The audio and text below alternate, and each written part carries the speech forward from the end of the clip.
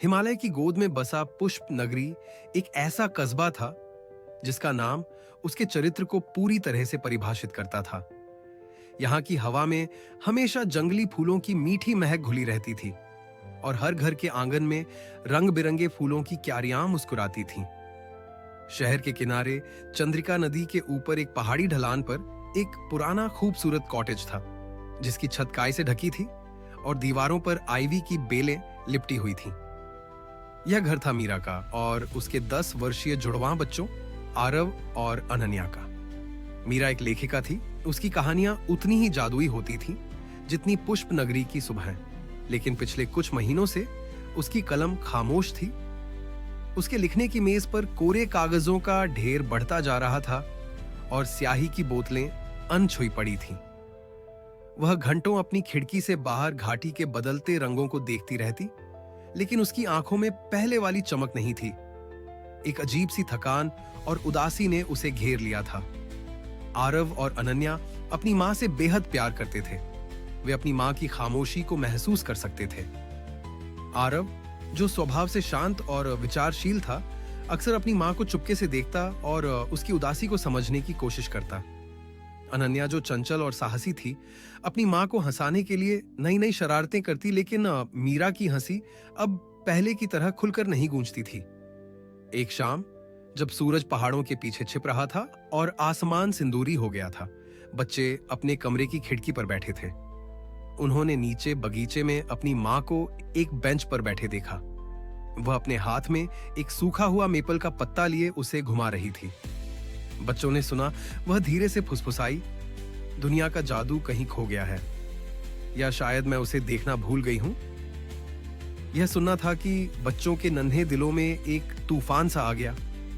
उनकी मां, जो उन्हें कहानियों में जादू के होने का यकीन दिलाती थी, आज खुद उस जादू को खोज रही थी। उसी पल दोनों ने एक दूसरे की आंखों में देखा और बिना कुछ कहे एक फैसला कर लिया। उन्हें अपनी मां के लिए उस खोए हुए जादू को वापस लाना था। हमें कुछ करना होगा, अनन्या ने दृढ़ता से कहा। कुछ बहुत बड़ा, आरव ने जोड़ा। कुछ ऐसा जो मां को याद दिला दे कि जादू आज भी मौजूद है। और इस तरह पुष्पनगरी के उस शांत कॉटेज में एक बहुत बड़े और अनोखे सरप्राइज की योजना ने जन्म लिया। यह सिर्फ एक उपहार नहीं होने वाला था, यह एक सफर होने वाला था, एक जादुई खोज जो उनकी मां को वापस उसी दुनिया में ले जाएगी जिसे वह अपनी कहानियों में बुनती थी। उस रात दोनों बच्चों को नींद नहीं आई। वे अपने बिस्तर पर लेटे छत को घूरते हुए कानाफूसी कर रहे थे। उनके दिमाग में विचारों की आंधी चल रही थी। हम मां के लिए उनका पसंदीदा केक बना सकते हैं, अनन्या ने सुझाव दिया। नहीं, आरव ने तुरंत खारिज कर दिया। केक तो हम हर जन्मदिन पर बनाते हैं, यह कुछ खास होना चाहिए। तो फिर हम उनके लिए बगीचे के सारे फूल तोड़कर उनके कमरे में सजा दें? और फिर माली काका हम पर गुस्सा करेंगे, आरव ने मुस्कुराते हुए कहा। सोचो अनन्या, मां ने कहा था कि दुनिया का जादू खो गया है। हमें उन्हें कोई चीज नहीं देनी है, हमें उन्हें एक अनुभव देना है। आरव की बात अनन्या को समझ आ गई। उन्हें अपनी मां को एक ऐसी यात्रा पर ले जाना था जहां हर कदम पर एक नया आश्चर्य, एक नई खुशी उनका इंतजार कर रही हो। एक खजाने की खोज? अनन्या उत्साह से उछल पड़ी। हाँ, एक जादुई खजाने की खोज। आरव की आंखों में भी चमक आ गई। हाँ, यह बहुत अच्छा विचार है। हम अलग अलग जगहों पर सुराग छिपाएंगे और हर सुराग उन्हें एक नई खूबसूरत जगह पर ले जाएगा। अब सवाल यह था कि यह खोज कैसी होगी, सुराग क्या होंगे और मंजिलें कौन सी होंगी।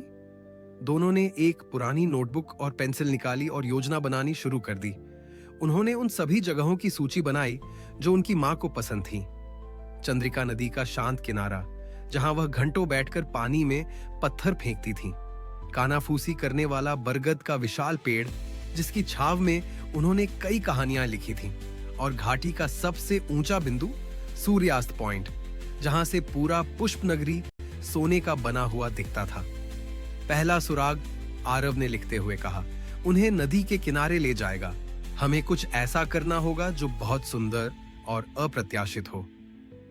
पानी में तैरते हुए फूल, अनन्या ने कहा। बहुत सारे गेंदे के फूल जैसे गंगा आरती में होते हैं।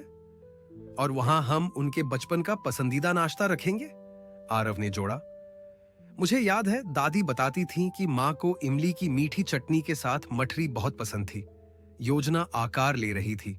वे खजाने की खोज को 3 हिस्सों में बांटेंगे। हर पड़ाव पर एक छोटा सा सरप्राइज होगा और अगला सुराग। लेकिन इस बड़ी योजना को अंजाम देने के लिए उन्हें मदद की जरूरत थी। एक ऐसे व्यक्ति की मदद जो पुष्प नगरी के चप्पे चप्पे को जानता हो और जिसके दिल में प्रकृति के लिए वही प्यार हो जो उनकी मां के दिल में था। दोनों के दिमाग में एक ही नाम आया, केशव काका। केशव काका गूंजती हुई घाटी के संरक्षक थे, एक विशाल वनस्पति उद्यान जहां हिमालय के दुर्लभ पौधे और फूल उगते थे। वह एक बुजुर्ग व्यक्ति थे जिनकी आंखों में ज्ञान की गहराई थी और बातों में कहानियों की मिठास। वह बच्चों के दोस्त थे और उन्हें अक्सर प्रकृति के रहस्यों के बारे में बताते थे। अगली सुबह सूरज की पहली किरण के साथ ही आरव और अनन्या अपने मिशन पर निकल पड़े। वे चुपके से घर से बाहर निकले और गूंजती हुई घाटी की ओर जाने वाले पगडंडी पर चल दिए। हवा में ओस की ठंडक और चीड़ के पेड़ों की महक थी। उनका दिल उत्साह और थोड़ी घबराहट से धड़क रहा था। वे जानते थे कि अगर केशव काका ने उनकी मदद करने के लिए हां कर दी तो उनकी जादुई योजना सच हो सकती है। गूंजती हुई घाटी अपने नाम की तरह ही रहस्यमयी और शांत थी। यहाँ हवा भी पेड़ों से टकराकर एक धीमी संगीतमय गूंज पैदा करती थी। घाटी के बीचों बीच एक छोटी सी झोपड़ी में केशव काका रहते थे। जब बच्चे वहां पहुंचे तो उन्होंने काका को ऑर्किड के पौधों से बात करते हुए पाया। केशव काका, अनन्या ने धीरे से पुकारा। केशव काका ने मुड़कर मुस्कुराया। उनके चेहरे पर झुर्रियां थीं, लेकिन उनकी मुस्कान बहुत बोहन थी। अरे मेरे नन्हे खोजकर्ताओं, आज सुबह सुबह यहां कैसे? क्या कोई नया जुगनू देखा या किसी तितली का पीछा करते हुए आ गए? काका, हमें आपकी मदद चाहिए, आरव ने गंभीरता से कहा। बच्चों ने केशव काका को अपनी पूरी योजना बताई। उन्होंने बताया कि कैसे उनकी मां अपनी उदासी में खो गई है और कैसे वे उनके लिए दुनिया का खोया हुआ जादू वापस लाना चाहते हैं। उन्होंने खजाने की खोज, सुरागों और हर पड़ाव के लिए सोचे गए सरप्राइज का पूरा खाका उनके सामने रख दिया। केशव काका ने पूरी बात बड़े ध्यान से सुनी। उनकी आंखों में बच्चों के लिए प्रशंसा का भाव था। जब उन्होंने अपनी बात खत्म की तो काका कुछ देर चुप रहे। फिर उन्होंने एक गहरी सांस ली और कहा, यह सिर्फ एक सरप्राइज नहीं है बच्चों, यह प्यार का सबसे शुद्ध रूप है। जब तुम किसी के लिए प्रकृति की सुंदरता को एक उपहार बनाना चाहते हो तो समझो कि तुम असली जादूगर हो। उन्होंने कहा, मैं तुम्हारी पूरी मदद करूंगा। बच्चों के चेहरे खिल उठे। केशव काका सिर्फ मदद के लिए तैयार नहीं थे, उन्होंने उनकी योजना को और भी बेहतर बना दिया। उन्होंने सुझाव दिया, नदी के किनारे सिर्फ फूल और नाश्ता क्यों? हम वहां छोटे छोटे कागज की नावों पर तुम्हारी मां के लिए प्यारे संदेश लिखकर भी तैरा सकते हैं। और कानाफूसी करने वाले बरगद पर उन्होंने आगे कहा, हम सिर्फ लालटेने नहीं लगाएंगे, हम वहां पक्षियों को बुलाने के लिए बाजरे के दाने रखेंगे। जब तुम्हारी मां वहां पहुंचेंगी तो सैकड़ों पक्षियों का कलरव उनका स्वागत करेगा, जैसे पेड़ खुद उनके लिए गा रहा हो। केशव काका ने उन्हें बताया कि सूर्यास्त पॉइंट पर आग जलाने के लिए कौन सी लकड़ी सबसे अच्छी रहेगी ताकि उसमें से सुगंध आए और धुआं कम हो। उन्होंने बच्चों को कुछ दुर्लभ रात में खिलने वाले ब्रह्म कमल के पौधे देने का भी वादा किया, जिसे वे अंतिम सरप्राइज के रूप में अपनी मां को दे सकते थे। केशव काका के साथ मिलकर बच्चों की योजना अब सिर्फ एक योजना नहीं रही, बल्कि एक विस्तृत और जादुई अभियान बन गई थी। अगले कुछ दिन तैयारियों में बीते। यह सब उन्हें अपनी मां की नजरों से बचाकर करना था, जो अपने आप में एक रोमांचक खेल था। अब शुरू हुआ असली मिशन, और वह था तैयारियों का। आरव और अनन्या ने अपने दिन को 2 हिस्सों में बांट लिया। सुबह वे स्कूल जाते और दोपहर में अपना होमवर्क खत्म करके चुपके से केशव काका के पास गूंजती हुई घाटी पहुंच जाते। पहला पड़ाव, चंद्रिका नदी का किनारा। केशव काका ने उन्हें सिखाया कि रंगीन कागजों से खूबसूरत नावें कैसे बनाई जाती हैं। तीनों ने मिलकर लगभग 50 छोटी छोटी नावें बनाई। हर नाव पर अनन्या ने अपनी सुंदर लिखावट में एक प्यार भरा संदेश लिखा। मां, आपकी मुस्कान इस नदी की तरह ही खूबसूरत है। आप हमारी दुनिया का सबसे चमकदार सितारा हो। हम आपसे बहुत प्यार करते हैं। आरव ने हर नाव में एक सूखा हुआ फूल और एक पत्ता चिपकाया ताकि वह और भी सुंदर लगे।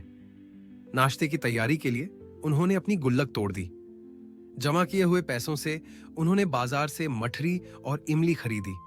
केशव काका ने अपनी रसोई में उन्हें सिखाया कि दादी जैसी मीठी और खट्टी चटनी कैसे बनाते हैं। उन्होंने सब कुछ एक सुंदर सी टोकरी में पैक किया, जिसे उन्होंने सूखी हुई फर्न की पत्तियों से सजाया था। दूसरा पड़ाव कानाफूसी करने वाला बरगद, यह हिस्सा सबसे चुनौतीपूर्ण था। बरगद का पेड़ बहुत विशाल था और उसकी शाखाओं पर लालटेनें लटकाना आसान नहीं था। केशव काका ने एक लंबा बांस लिया जिसके सिरे पर एक हुक लगा हुआ था। आरव और अनन्या ने मिट्टी से छोटी छोटी लालटेनें बनाई और उन्हें सूरज की रोशनी में सुखाया। फिर उन्होंने उन पर चमकीले रंग किए। केशव काका ने उन्हें बताया कि हवा के झोंकों से मोमबत्तियां बुझ सकती हैं, इसलिए उन्होंने एक बेहतर उपाय सोचा। उन्होंने छोटी छोटी कांच की शीशियां इकट्ठी की और उनके अंदर जुगनू पकड़कर बंद करने का फैसला किया। यह विचार बच्चों को बहुत पसंद आया। उन्होंने रात में मेहनत करके दर्जनों जुगनू पकड़े और उन्हें शीशियों में बंद कर दिया, जिनमें हवा जाने के लिए छोटे छोटे छेद थे। जब उन्होंने इन जुगनू लालटेनों को बरगद की जड़ों से लटकाया तो ऐसा लगा जैसे पेड़ पर सैकड़ों छोटे छोटे तारे टिमटिमा रहे हों। उन्होंने पेड़ के चारों ओर पक्षियों के लिए बाजरे का एक बड़ा घेरा बना दिया। केशव काका ने वादा किया कि जिस दिन खोज होगी वह सुबह ही वहां ढेर सारा दाना डाल देंगे ताकि जब मीरा वहां पहुंचे तो पेड़ पक्षियों से गुलजार हो। सुरागों की रचना आरव, जिसे लिखने का शौक था, ने सुराग लिखने की जिम्मेदारी ली।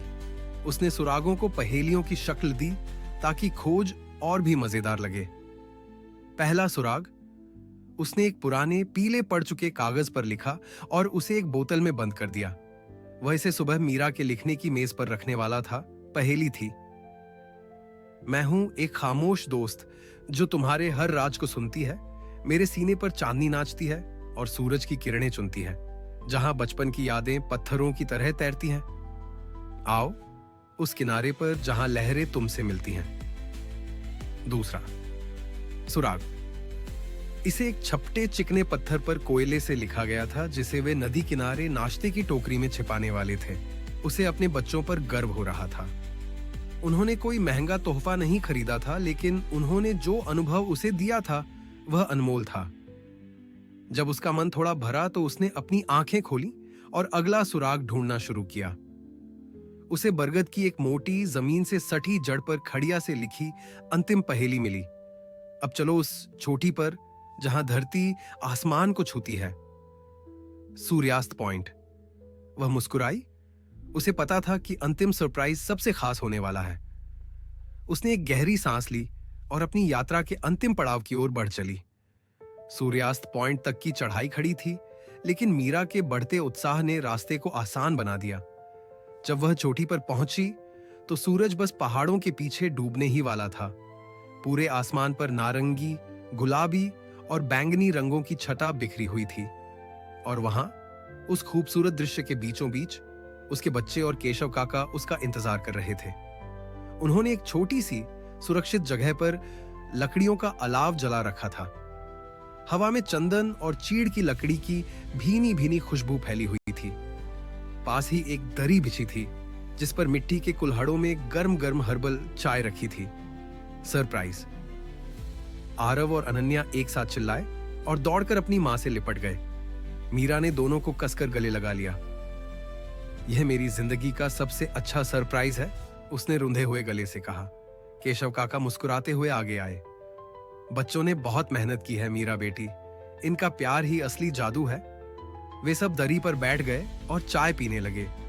सूरज धीरे धीरे डूब रहा था और हर पल आसमान का रंग बदल रहा था। किसी ने कुछ नहीं कहा, वे बस उस पल की शांति और सुंदरता को महसूस कर रहे थे। जब अंधेरा घिर आया और तारे निकलने लगे तो अनन्या ने कहा, मां, अभी एक और सरप्राइज बाकी है। आरव एक बड़ा सा कागज का लालटेन, स्काई लैंटर्न लेकर आया, जिसे उन्होंने खुद बनाया था। उस लालटेन के ऊपर उन्होंने लिखा था, हमारी दुनिया की सबसे जादुई लेखिका के लिए। केशव काका ने लालटेन के नीचे लगी मोमबत्ती को जलाने में मदद की। गर्म हवा से लालटेन धीरे धीरे फूलने लगा। मां, अपनी कोई इच्छा मांगो, आरव ने कहा। मीरा ने अपनी आंखें बंद की। उसने कोई भौतिक चीज नहीं मांगी। उसने बस यही मांगा कि उसके दिल में यह खुशी और प्यार हमेशा बना रहे। फिर तीनों ने मिलकर उस स्काई लैंटर्न को धीरे धीरे आसमान में छोड़ा। वह एक सुनहरे सितारे की तरह ऊपर उठता गया और जल्द ही बाकी तारों के बीच खो गया। वे सब खामोशी से उसे तब तक देखते रहे जब तक वह नजरों से ओझल नहीं हो गया। अलाव की मंद मंद रोशनी में वे सब एक दूसरे के पास बैठे थे।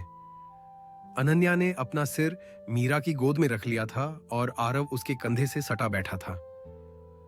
मां, आरव ने धीरे से कहा, क्या आपको आपका जादू वापस मिला? मीरा ने अपने बच्चों के बालों में उंगलियां फेरते हुए कहा, मेरा जादू कभी खोया ही नहीं था बच्चों। वह तो तुम दोनों में है, तुम्हारी हंसी में, तुम्हारी शरारतों में और तुम्हारे इस प्यार में। मैं बस उसे देखना भूल गई थी। उसने आगे कहा, आज तुमने मुझे सिर्फ सुंदर जगह नहीं दिखाई, तुमने मुझे याद दिलाया कि दुनिया को कैसे देखना है। एक बच्चे की आंखों से, जिसमें हर छोटी चीज में आश्चर्य और खुशी छिपी होती है। असली जादू यही है। केशव काका ने पास रखे एक छोटे से गमले को उठाया जिसमें एक कली खिली हुई थी। यह ब्रह्म कमल है बेटी।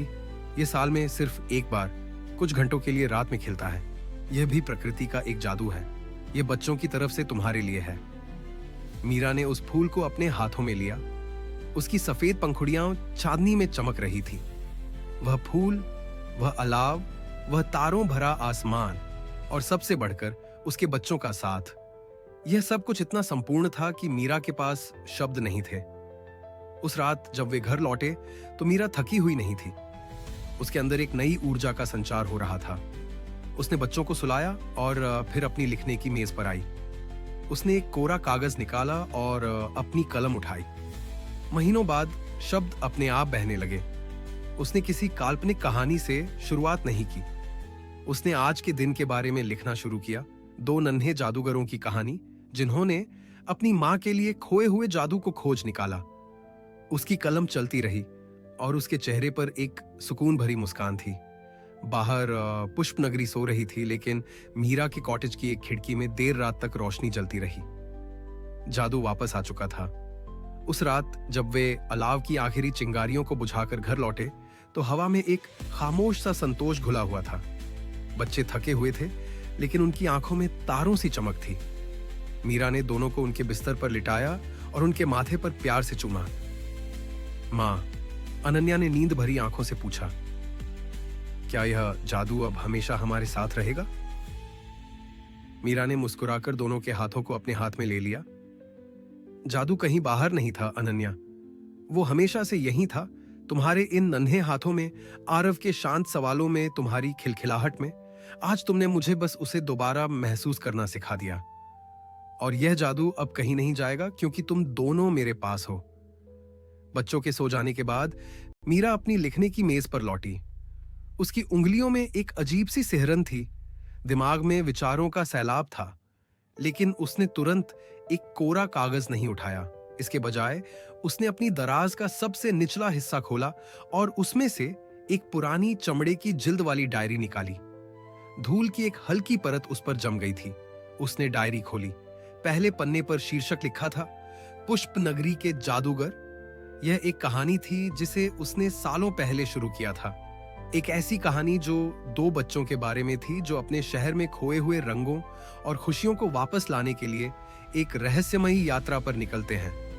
उसने इस कहानी को आधे में ही छोड़ दिया था क्योंकि उसे समझ नहीं आ रहा था कि वे बच्चे ऐसा कौन सा जादू करेंगे जो इतना शक्तिशाली हो। आज उसे अपना जवाब मिल गया था। उसने एक नई कलम उठाई और उस अधूरी कहानी को पूरा करना शुरू किया। शब्द अब किसी झरने की तरह बह रहे थे। उसने अपनी कहानी के पात्रों में आरव की समझदारी और अनन्या की हिम्मत भर दी। उसने कहानी में एक बुद्धिमान माली, एक गाता हुआ पेड़ और तैरती हुई नावों का जिक्र किया। वह अपनी कहानी नहीं लिख रही थी, वह उनकी कहानी लिख रही थी। वह उस जादू को शब्दों में कैद कर रही थी जिसे आज उसने जिया था। 1 साल बाद पुष्पनगरी के छोटे से बुक स्टोर के बाहर एक भीड़ जमा थी। दुकान की खिड़की में एक नई किताब सजी हुई थी जिसका कवर बेहद खूबसूरत था। कवर पर एक विशाल बरगद का पेड़ था जिस पर जुगनू चमक रहे थे और 2 बच्चे नीचे खड़े होकर मुस्कुरा रहे थे। किताब का नाम था पुष्पनगरी के जादूगर और लेखिका का नाम था मीरा। वह किताब रातों रात सफल हो गई। यह सिर्फ बच्चों की कहानी नहीं थी, यह हर उस इंसान के लिए एक उम्मीद थी जिसे लगता था कि उसकी जिंदगी से जादू खत्म हो गया है।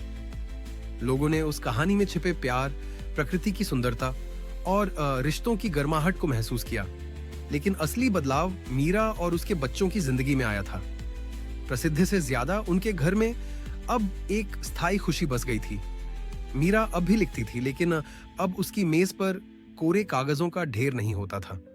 आज भी एक वैसी ही शाम थी। सूरज पहाड़ों के पीछे छिप रहा था। मीरा, आरव और अनन्या उसी सूर्यास्त पॉइंट पर बैठे थे, लेकिन आज यहाँ कोई भव्य तैयारी नहीं थी। उनके हाथ में एक छोटी सी नोटबुक थी जिसे वे हमारी जादू की किताब कहते थे। आज का जादू? आरव ने आसमान में एक अजीब से आकार वाले बादल को देखकर कहा। यह बादल बिल्कुल एक उड़ते हुए ड्रैगन जैसा लग रहा है। और आज का जादू यह है कि अनन्या ने अपनी हथेली पर बैठी एक रंगीन तितली को दिखाते हुए कहा, इस तितली ने मुझे अपना दोस्त समझ लिया है। मीरा ने दोनों की बातें सुनी और मुस्कुराते हुए अपनी नोटबुक में लिख लिया। यह उनकी नई परंपरा थी। वे हर दिन अपने आसपास घटे एक छोटे से जादू को ढूंढते और उसे उस किताब में लिख लेते। मीरा ने अपनी सफल किताब की ओर नहीं बल्कि अपने बच्चों की ओर देखा, जो अब इस बात पर बहस कर रहे थे कि ड्रैगन की पूंछ लंबी है या छोटी। उसे एहसास हुआ कि उसने जो कहानी लिखी थी वह चमड़े की जिल्द में बंधी किताब में खत्म नहीं हुई। असली कहानी तो अभी भी चल रही थी, हर दिन हर पल। उसके बच्चे सिर्फ उसकी कहानी के पात्र नहीं थे, वे उसके जीवन के सह लेखक बन गए थे। उन्होंने मिलकर न केवल एक दिन के लिए जादू खोजा था, बल्कि जादू की तरह जीना सीख लिया था।